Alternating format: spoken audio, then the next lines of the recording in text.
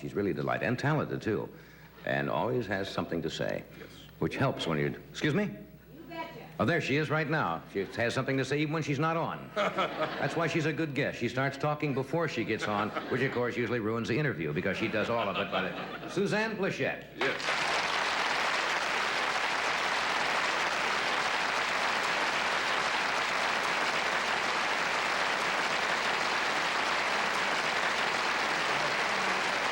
This is a test of my love for you.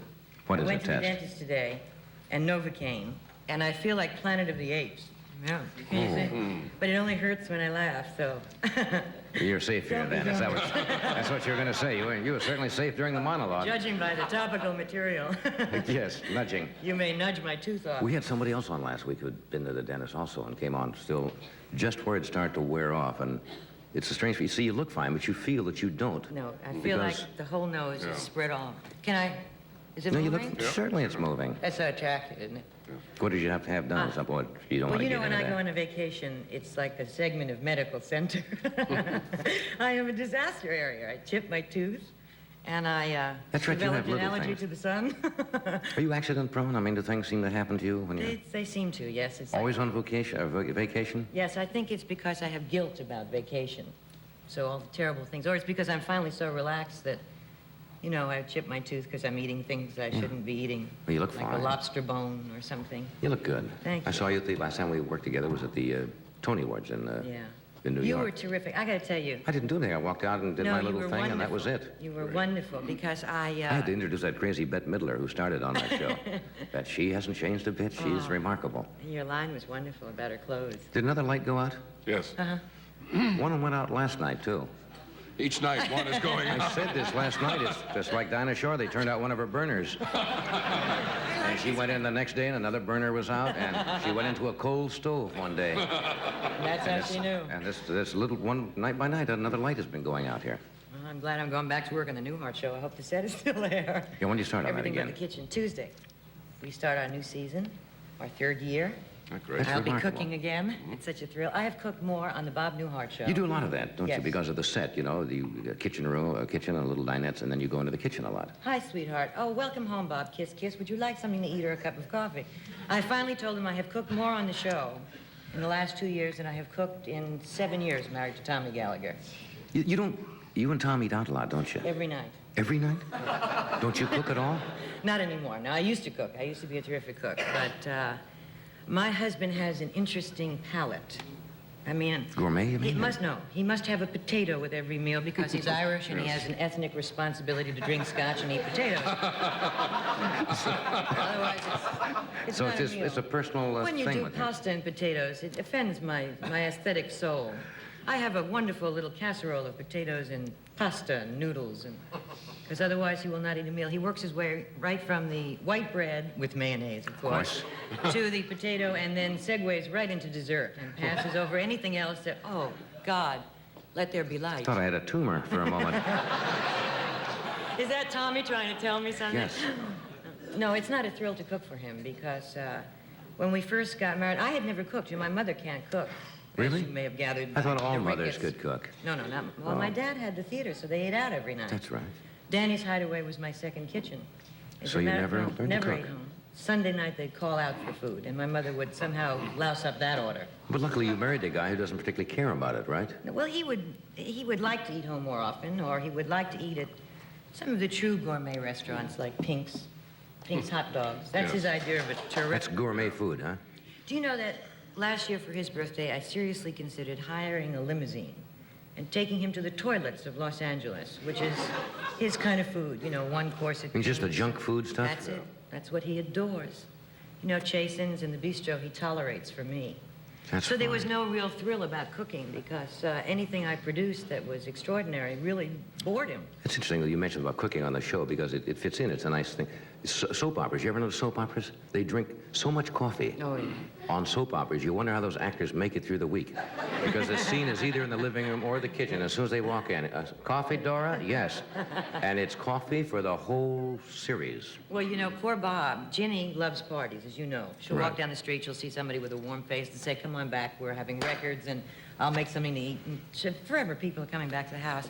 And we had about 4 shows in a row. You better have to tell people you're talking about. Oh, Ginny and Bob Newhart. I'm sorry. And we had about 4 shows in a row. In order to get everybody into the show, it had to take place in our living room. Therefore, there was some kind of party, and Bob said, I mean, it's Ginny, wherever, you know, he's got it all week there and then on our show, and every night's a party, you know. Not for us, however. Mr. Gallagher, who is terribly gregarious, likes to be in his robe about 7:30. Is that a typical night? Don't you go out and 7:30? We eat at 6:30. If I knocked on your door and walked in, what would I see on a typical night? I mean, before I had a chance to comb my Never hair. mind that. I mean, just generally. You would see me in a robe, Mr. Gallagher in a robe, and if I didn't know it was you, I would have on those knitted woolen booties, you know, which is That's an so evening at elegant. home, huh? Yeah. Ava Gabor tells me I should get my act together with feathers and things, but I once tried that and I burned a hole in my peignoir. It didn't work out. Oh, good. And I think I look elegant, but somehow it's what's wrong with this picture, everything. And Tommy looks like the Duke of Windsor in a seersucker robe, you know. I mean, it doesn't even have to have the thing hanging out of the pocket. You know it should be there. Yeah. His body is perfect. Sitting with a baked potato. With a baked potato and a bottle of... And, that's just a prop. The man doesn't Of drink. course, Just I know. great, Just unfermented occasionally. grape juice. How is the intrepid flyer? I kid him all the time, and I probably shouldn't because it's real for him. But I had to make a trip with you when you were flying once to Las Vegas, and Mr. Gallagher was on the plane. And you could tell he was on the plane because the whimpering alone filtered back clear into the tourist section. The whimpering, and little things like we're going to crash. You know, the Wright brothers, God wasn't meant, and all of these things. He really goes bananas, doesn't Well, he? we flew to New York because we had no choice, but then he That's started where we were headed. telling me the wonders of train travel, and that it might be something that will not be in our life, in our children's life, and we should. So we took the train from New York to Miami, which was our next stop. And I mean, he was so panicked. It was silly, and I do love the trains, and we got on at, I think, 4 o'clock in the afternoon, and got off at 3 the next day. They have the dining cars. What he didn't tell me is the reason he really wanted to go was the menu on the train. Oh. Fried chicken, Baked candied potatoes. yams, sugar-cured ham, peanut butter soup, you know. I got off now. I tell Peanut you, butter soup. Peanut butter soup. These were just a few little things. Now, what must have happened during the night, because I ate on the train, is somebody obviously crept into our car and injected fat in my thighs. Because, you Couldn't know, have I know happened. carbohydrates never touch my lips. And when I tried to get in my pants the next day, it was a tribute to the strength of those threads that they didn't go. Has he gotten over the phobia? Yes, he has. The flying? Oh, absolutely not. It is a phobia, you know. It's an unnatural. The man will drive to Hawaii if he can I possibly. didn't help him, and I know, and, you know, because as we're on, I said, you've never flown trans debris before. He said he was praying at the tomb of the unknown pilot. That's right. Little things like that that really shook him, and he said, what about lightning? And I says, don't worry about it, you'll go down like a rock. You know, trying Because to... of you, he stayed drunk for 4 days extra, remembering all the things that he said. He just has a few just to calm down, doesn't he? Yeah. Only man I've ever seen come on a plane in a stretcher. Have know, you when ever they... seen the stewardesses when we get off the flight?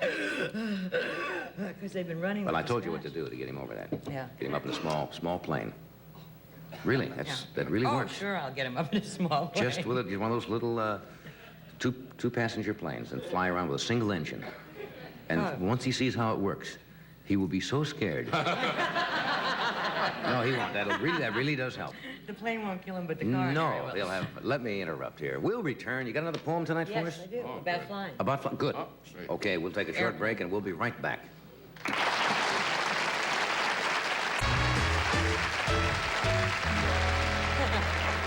Just dancing, Bob. You said, do people still go dancing? But it's mainly discotheques. You mean dancing where you hold and... Yeah, and dip. Do Ballroom. you still dip? When I've had a little too much sometimes, I will dip just a little bit. No, we've only danced, I think, in our 10 years of a relationship 4 times, and once I followed Tommy to the men's room. And he just dipped and went in, and that was it. it. And I consider that a dance. Well, it's mainly discotheques now, right? I love to dance.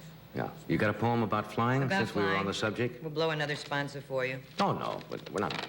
Now, I must tell you that I think my husband is fantastic because he goes, in spite of it. So this is done with love.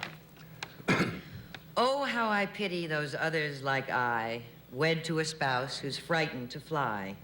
For every vacation is met with the wail that he is not going, and that's without fail.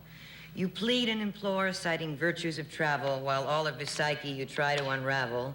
While you opt for places gorgeous and far, his only choices are those reached by car. And he tells you he's psychic and you'll crash for sure while you go on reading another brochure. And you tempt him with places he'll love without fail, but he only responds to the ones reached by rail. And then, in all fairness, he's certain to note that he's willing to go to resorts reached by boat. But time of the essence, though it isn't fair, only allows you to travel by air. So you must endure the threats of divorce, knowing the while that he's going, of course. So just buy the tickets and keep them well hidden, and expect a few moments of feeling guilt-ridden. And endure all the anger, the threats, and the nags, but all of the while keep packing those bags. And gear up for battle night after night for at least one full week before scheduled flight. The day of the journey, don't get in a funk if he feels obliged to get painfully drunk. And while you're in flight, you'll make your excuses to the others around for his muttered abuses. Just keep in mind, when the wheels touch the ground, his brain will return to being quite sound. Then relax and enjoy your fabulous day and love him to death by night and by day. For though it's a horror to have to go through, remember he's there, because it matters to you. That's very sweet.